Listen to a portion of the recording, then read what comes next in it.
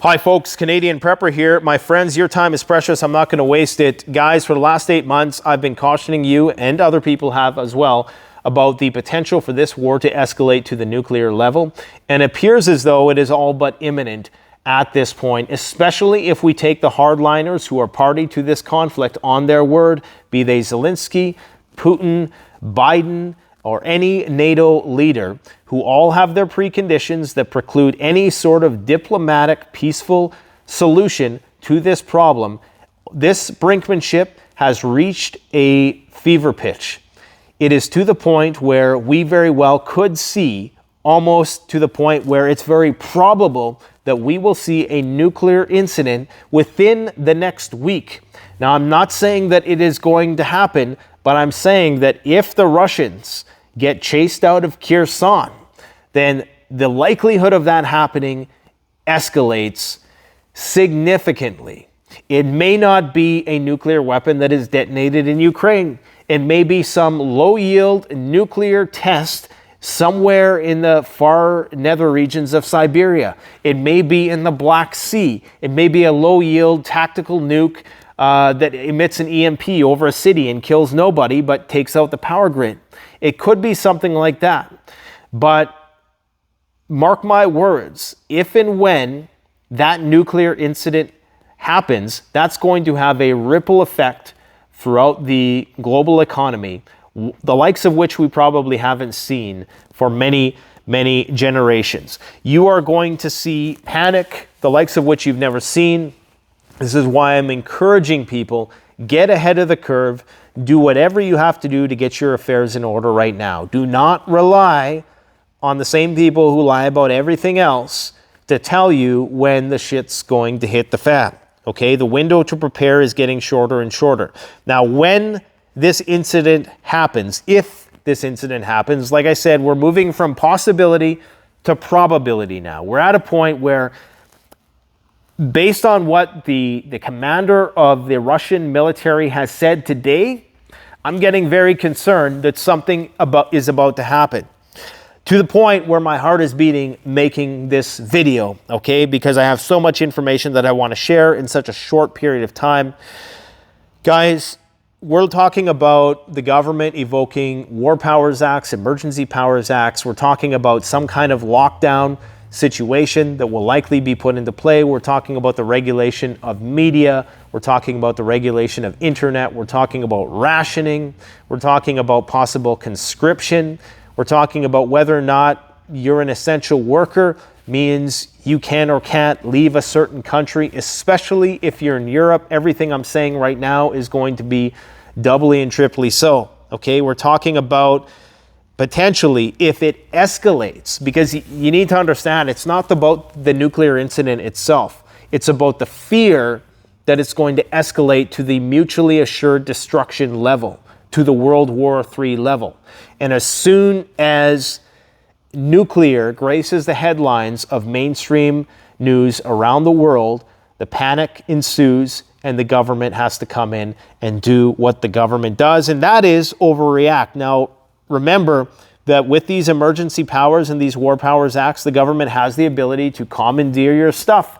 They have the ability to take your land or reallocate your land. If you're a farmer, this is something to keep in mind, that there's a footnote in the War Emergency Powers Act for you and your family.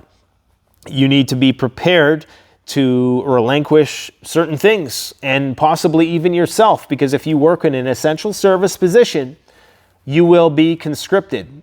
A big part of the war effort is not just the people who are on the front lines. For every guy in the front lines, it takes dozens of people behind the scenes. It takes doctors, nurses, especially right now. I have no idea how the Ukrainian military is still functioning. If we take the Russians at their figures that indicate that for the last month at least, the Ukrainians have been losing 600 to 1,000 guys a day, casualties that is.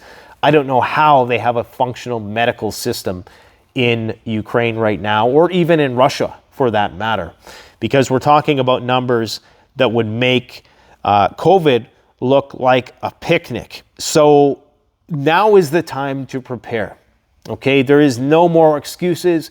You have all of the evidence, most of it circumstantial, but a lot of it is right in your face. It's public knowledge. It's there for you to see. Now, to add to this madness, okay, and to add to the body of evidence that indicates that this very well could spiral out of control, that it's no longer theoretical and it's actually probable, this is just one survey, one of thousands of surveys done by hardliners on either side every day. This is from a Ukrainian side. Okay, this guy has a popular YouTube channel. You probably know who he is. Do you consider peaceful measures like sanctions an appropriate response to the terrorist acts committed by Russia involving kamikaze drones and missiles used to strike Ukrainian cities, tortures, can't use that word because YouTube, and genocide? Most people said, no, we don't support that. The implication is that they want NATO to be directly involved and party to this conflict more explicitly. They want NATO to intervene. They want a no-fly zone. Just like Biden said, that would lead to World War III. They want some sort of security guarantees for Ukraine. They want troops sent to the front line, which of course means World War III. So 76% of people, these hysterical, sanctimonious nitwits, think that nuclear war is a joke. In fact, he even leaves an option here. Oh my God, negotiate because they have nukes, because it's a joke to them. Now, I have great sympathy for Ukrainian people who are suffering and who have suffered in this conflict, but that doesn't mean that you get to take the whole world down with you. It just doesn't. There are plenty of wars that are fought all the time that are happening right now where the option to drag the entire world into a nuclear abyss isn't there. This is not a joke. This is absolutely not a joke. If you think it's a joke, then explain to me why governments around the world spend billions and billions, probably literally in the trillions of dollars, on their strategic nuclear deterrence. Because this is not a joke, but a lot of people think it is. And these same people who think that it's funny are going to be sitting there in their irradiated, burned out city. Their hair is going to be falling out and they're going to be surfing for a cell signal so that they can post some more dumb shit. Guys, I'm not saying that we need to bend to what Russia is doing entirely. I think if anything, okay, use some sanctions, use some sort of diplomacy. I don't think that Russia gets to act with impunity with respect to what they're doing, but understand there's a reason why we have NATO. The reason why we have NATO is to extend the US and France and the UK's nuclear umbrella to these other countries, so if Russia messes with them, then they get nuked or they start World War III. That is our deterrent. Ukraine, unfortunately, is not in NATO. So they don't get to suck all of NATO in. They don't have that Article 5 privilege. It's just a fact of life. And we cannot continue to get sucked in this. When you have the richest man in the world, who's arguably maybe not the smartest from an IQ perspective, but, has a respectable amount of intelligence, warning people that we are on the brink of nuclear war. And everybody pokes fun and everybody, tries to politicize the issue. We got big problems. The window to prepare is closing. And my friends, you need to take this shit very, very seriously. Zelensky has warned Ukrainians that there are tough times ahead. 1/3 of the power grid has been blown out, is out of commission in Ukraine due to the airstrikes, more recently, more so drone strikes, that the Russians have been doing on Ukraine, and they persist with this completely unwavering mentality towards diplomacy and negotiations. That means that they're willing to take this right to the end. Now, winter hasn't set in yet, and they're still doing this Kherson offensive. I think maybe the goal is for Ukraine to try to take Kherson, and then that's likely where their offensive is going to stall because they just don't have the manpower to continue at this rate of attrition. There are just too many casualties. Even if we take, 1/10 of what the Russians are saying the casualties are, they still cannot continue with that level of loss.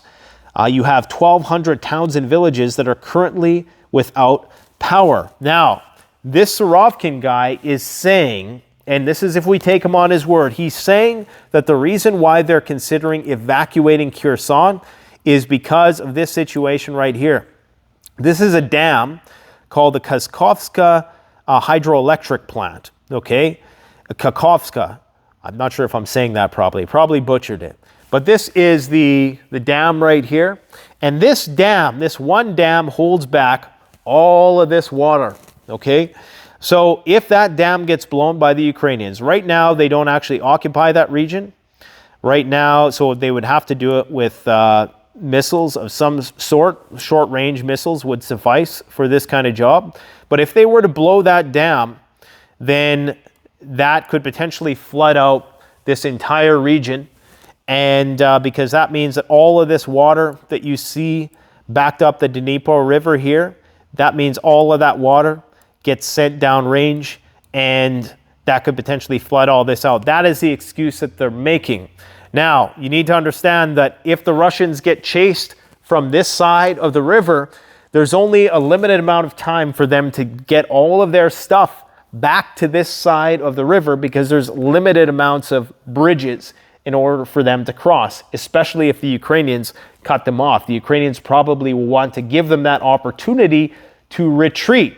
This is all if this is actually happening. There is a information blackout here right now. We don't really know what's going on because both sides are at it. But this general, the look of concern in his eye is pretty serious. And I'm very concerned that this has the potential, sorry, I got so many tabs open here, that this has the potential to escalate quickly. Now, some people are saying that when he says that we have difficult decisions to make, that he's referring to the fact that they may actually use a nuclear weapon in some sort of deterrent fashion.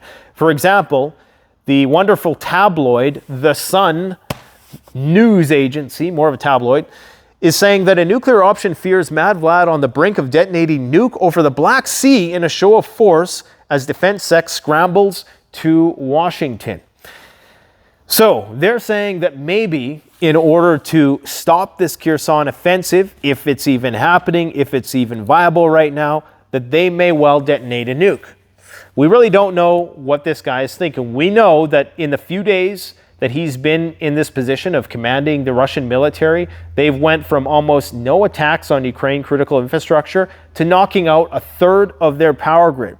We're talking about a third of Ukraine who doesn't have water, doesn't have heat, and doesn't have power. And even Zelensky is admitting that a lot of those things aren't coming back for a long time. And that's just after a few days. Okay, so imagine where we're going to be at the end of the week. So right now we don't know, but we're in a situation in which if the Russians get pushed back beyond the river, then what are they going to do? Because that's going to be a major humiliation for their military. Their people, especially the hardline war hawks, are going to be saying, push the button, push the button. So that's when we get really, really close. Now, right now, the government is saying, oh, there's no signs of nuclear escalation. Like, look at this. So this is the Alaskan NORAD region press release. Now, there was 2 bombers that were spotted, Tu-95 Bear H bombers, Russian bombers, nuclear-capable bombers. That's the only reason why they have these things, at least right now. And that's the only reason why they're flying in this region. Intercepted Russian aircraft which remained in international airspace. Fine, they're allowed to do that. But they say here that it's not seen as a threat, nor is the activity seen as provocative. Now understand, this is coming at the same time that NATO is doing a major nuclear exercise simulating a nuclear war with Russia. It's also known, a senior military official has claimed that Russia has not yet notified NATO or Washington about some potential nuclear exercises it is planning on doing. Now, is this just mirroring, or does Washington actually have intelligence that the Russians are going to be doing their own nuclear exercise in response to the NATO or whatever the case, and they're just not telling them. If there's a breakdown of communication on that level, then we're in big, big trouble. Today, Sergei Lavrov has said that we are pulling out our diplomats from many Western countries. You have, is it Latvia, I think? And who are the two countries? Estonia and Latvia, who have now declared Russia a state sponsor of terrorism. Understand, when you make that designation on a country, it's virtually the same thing as declaring war on that country.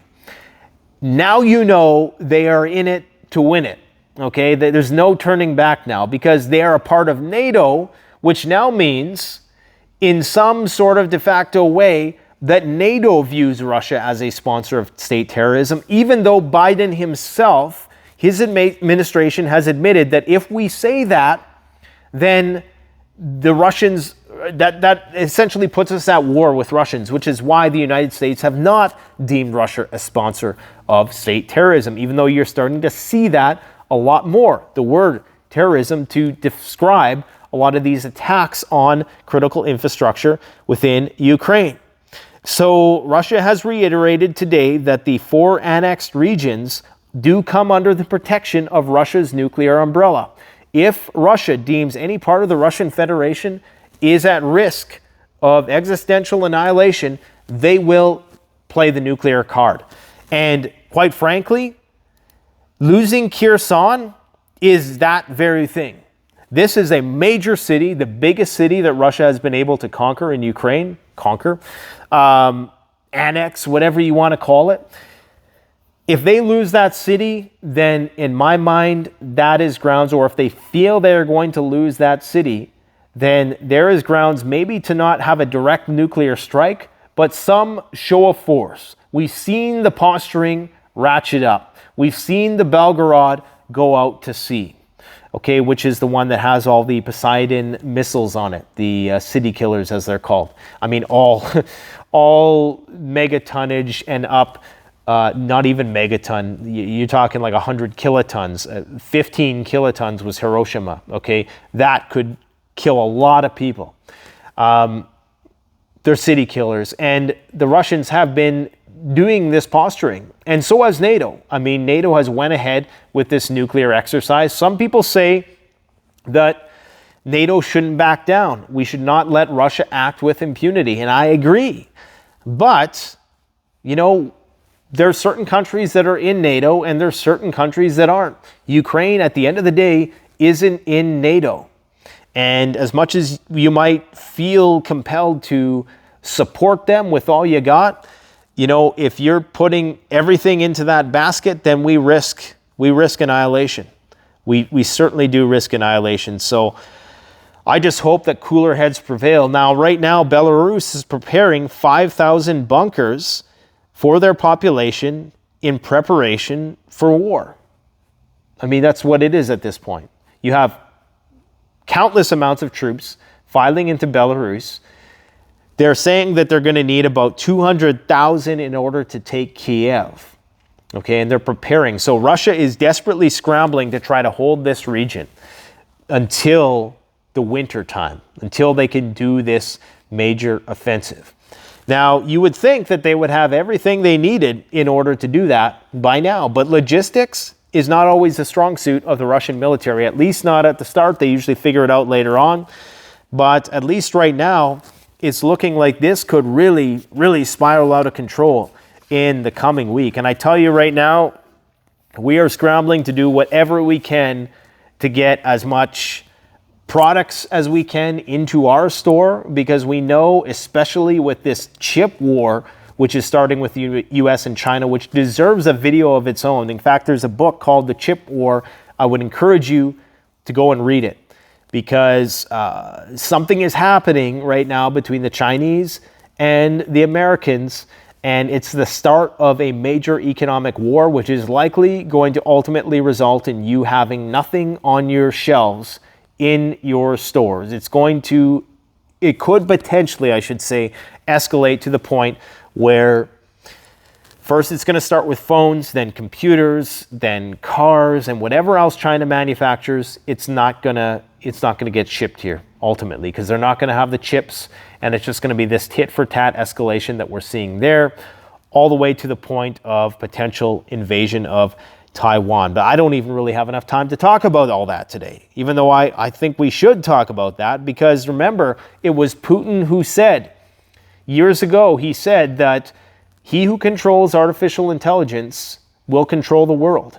So, you know, a lot of people just think, oh, semiconductors, chips, we would never fight a war over that. The biggest industry in the world, okay? It costs incredible amounts of money, in the hundreds of billions, to create these semiconductor factories. They are so incredibly important from a military standpoint and just from a technological advancement standpoint.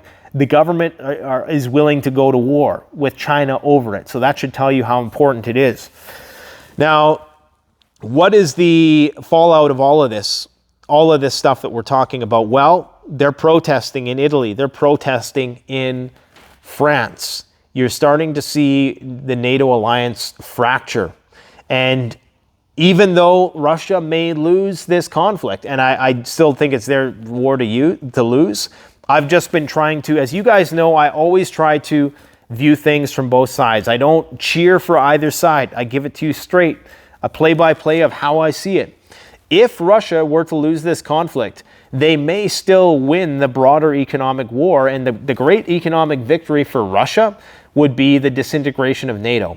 Even if they were theoretically chased out of Ukraine and they never use nukes, which is impossible, improbable, it's not going to happen. There will be a nuclear war if Russia is ejected from Ukraine.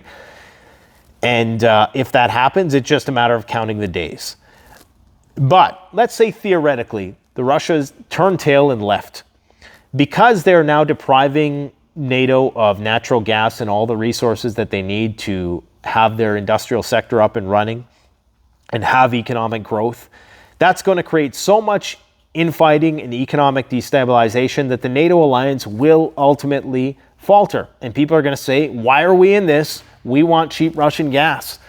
So that's the real long play with all of this, is that Russia can take out its enemies without having to fight them at all. And that is the true art of war. But like I said, this, in terms from a militaristic and kinetic and strategic point of view, they need what they call the front, Ukraine. It translates into, I think, the frontier or something like that, right? Because it is the gateway into Russia. Now, some other stories that we should probably talk about here. So this is the extent of the Russian military. I've showed this map before. This is the Rondelli Foundation. Russia has vast untapped military potential that only a fraction of their military is actually fighting in this conflict. So the idea that they're going to lose is still quite baffling to me. If they lose, then yeah, it's their screw up. It's a royal screw up. We have a state of emergency in BC once again because there's a drought, major drought ensuing in the United States, which is going to put more stress on the supply chain. But I want to talk about this briefly. This is the Nord Stream pipeline video. Now, for some reason, Sweden doesn't want to give up the evidence that they have about who did this, who done it. Now, we get this really crappy image video of this pipeline. It's been how long? And look at, they got one guy on a boat out here and apparently a drone showing, I mean, this is the extent of the technology we have to, like, can't we get a bigger light down there, a bigger camera? This is all they give us? Like, that doesn't make sense to me at all. But if you look at it, now look at that. Look at that. That, to me, looks like it was blown outwards, right? Because remember, if it was blown inwards, and so I would suspect, I'm not a forensic scientist or anything like that, but one thing I've heard from somebody who is an expert in this area is that we would know if the explosion came from inside, and if it came from inside, there are certain entry points into the pipeline where you could put a bomb into throughout the pipeline from Russia at the mouth of the pipeline, or through various points. I can't remember what they're called, but they're like entry points into the pipeline, kind of like how a train has a merger of a track merges into another track, very similar to that. And they can inject these cleaners, they're called pigs, and they can go through the pipeline and clean. And they have to clean it, make sure it's free of corrosion and all that stuff and debris. You could potentially put a bomb inside one of those, or you could determine if it was blown from the outside. Now, to me, that looks like it was an outward explosion. But again, I don't know what the hell I'm looking at here. Why is it that this is the best image we have? And everybody's acting like, oh yeah, we got some footage. Really? That's it? A 1 minute clip and a few really shoddy images? Something doesn't add up with that. Anyways, to me, and because recall, when this first happened, the first thing I thought about was cyber attack. They found a way to build up the pressure and they blew the pipeline like that. But, you know, I mean, it could very well have been an explosion from the inside, from the outside. Doesn't matter. We obviously know the war has expanded beyond the borders of Ukraine, and shit is getting real, guys. We have U.S. concerns about winter blackouts, and this is because of the lack of Russian gas. And most Americans, and North Americans for that matter, think we are immune to the natural gas, because natural gas is priced more continentally, we'll say, as opposed to globally. It's not like gold or something like that, where there's an international price. It's because it's more abundant in certain places, and it's because it's so hard to ship with liquid natural gas. Typically, we still get it way cheaper than the Europeans do. So what they're saying now is that it's so profitable for the US to send, and Canada for that matter, to send liquid natural gas on boats to Europe, that they're choosing to send it there instead of relieving the price stresses that are here in North America. So this means that we potentially will see not only increase prices, increase energy inflation here, but we're also potentially going to see winter blackouts, namely in the areas of Maine, Vermont, New Hampshire, Massachusetts, Connecticut, and Rhode Island. And this is increasingly more problematic if this wavy-ass jet stream continues the way it has, and we start seeing these extreme weather conditions. Like right now, we're seeing record temperatures on the west, and we're seeing record high temperatures on the west to the point where it's drought-ridden, and we're seeing record low temperatures on the east coast where it's very wet and cold. And that polarity is only going to become more pronounced in the near future. The national grid in Britain has also been a point of concern, because they're saying that especially if it's a cold season, when people need the heat most, when demand is greatest, that's when it's going to be in shorter supply, and that's when you're going to start to see the rolling blackouts. So you should have some plan, some heater. I mean, we've been warning about this all summer. So if you don't have an alternative by now, then it's really your own fault if you've been watching the channel this long. That's when you're going to want to bust out your propane heaters. Obviously, make sure that your propane heater is intended to be used indoors, or your wood stove. If you have something like that, you're probably not going to have that in a densely populated city just because of fire codes and all the rest. We have China halting liquid natural gas shipments to Europe as well. Is this in some way related to the recent chip war escalation that Biden just imposed? So we just got things happening all over. You have Germany facing a retail collapse, a drop in consumption, and soaring energy costs are crippling their economy. You're having scenes of police crackdowns of protesters in NATO, and I don't see any calls for the UN to sanction NATO countries when they suppress their own populations. That's rather interesting, isn't it? But yet we're supposed to, throw everything in the kitchen sink at the Iranian regime, dictatorship, theocracy, whatever you want to call it, because they're having a George Floyd situation there. Well, just imagine if the same happened to us during George Floyd and we had sanctions imposed on us. So it is not looking good for Ukraine. I think in the next week, we're going to have a much, much clearer sense of how the next few months are going to play out. I forgot to mention, there's more information coming out of Moscow that they are preparing. I talked about this briefly last time, but they're preparing bunkers. Bunkers are selling out left and right. The government is preparing. Everybody's prepping in Europe, my friends. And on the bright side, apparently scientists, and this is kind of an old story now, the news cycle is so fast nowadays, but they've had the great idea in one of these level 4 labs to create a lethal COVID strain that could potentially kill 80% of people infected. Now, they're saying that they tested this strain that they created through what I'm presuming is that gain of function style research, but I don't know about that, so don't quote me on that. But it killed 80% of the mice that they infected.